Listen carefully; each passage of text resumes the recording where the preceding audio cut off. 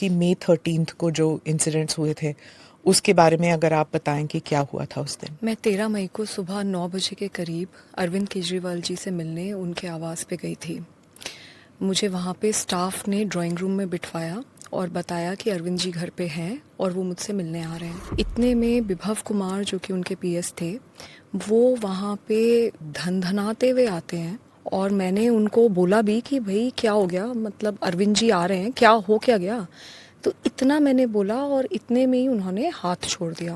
उन्होंने मुझे 7-8 थप्पड़ पूरी ज़ोर से मारे। तो जब मैंने उन्हें पुश करने की कोशिश करी तो उन्होंने मेरा पैर पकड़ लिया और मुझे नीचे घसीट दिया। उसमें मेरा सर भी जो वो सेंटर टेबल है उस पे जाके टकराया। मैं नीचे गिरी और फिर उन्होंने मुझे लातों से मारना शुरू किया और मैं बहुत ज़ोर ज़ोर से चीख चीख के हेल्प मांग रही थी, लेकिन कोई मदद के लिए नहीं आया। ऐसे तो हो ही नहीं सकता कि सीएम के घर में कोई नहीं हो और ऐसी पिटाई हो रही हो किसी की और कोई बाहर ही ना निकले कमरे से। जी, वही अजीब बात है और मैं बहुत ज़ोर ज़ोर से चीख रही थी, चिल्ला रही थी। सच तो ये है कि कोई मदद के लिए नहीं आया। आप कह रही हैं किसी के इंस्ट्रक्शंस पर, यानी कि खुद ब खुद विभव में इतनी जुर्रत नहीं होगी कि वो खुद पीटे।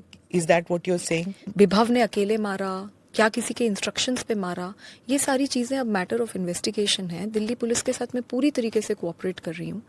हाँ, मैं ये भी है, लेकिन मैं किसी को क्लीन चिट नहीं दे रही, क्योंकि फैक्ट ये है कि मैं ड्राइंग रूम में थी, अरविंद जी घर पे थे और मुझे बहुत बुरी तरीके से पीटा गया।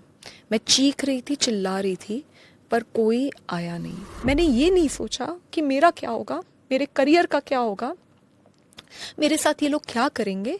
मैंने सिर्फ ये सोचा कि जो चीज़ मैंने सारी महिलाओं को बोली है कि आप हमेशा सच के साथ खड़े हो, आप सच्ची सच्ची कंप्लेंट करो, लेकिन आपके साथ अगर कुछ गलत हुआ है तो आप ज़रूर लड़ो। तो आज मैं खुद अगर कैसे आप नहीं ये कर वीडियो सकती। YouTube पर देख रहे हैं तो हमारे चैनल को सब्सक्राइब करें और बेल आइकन को दबाना ना भूलें। अगर आप Facebook पर ये वीडियो देख रहे हैं तो हमारे पेज को लाइक करें।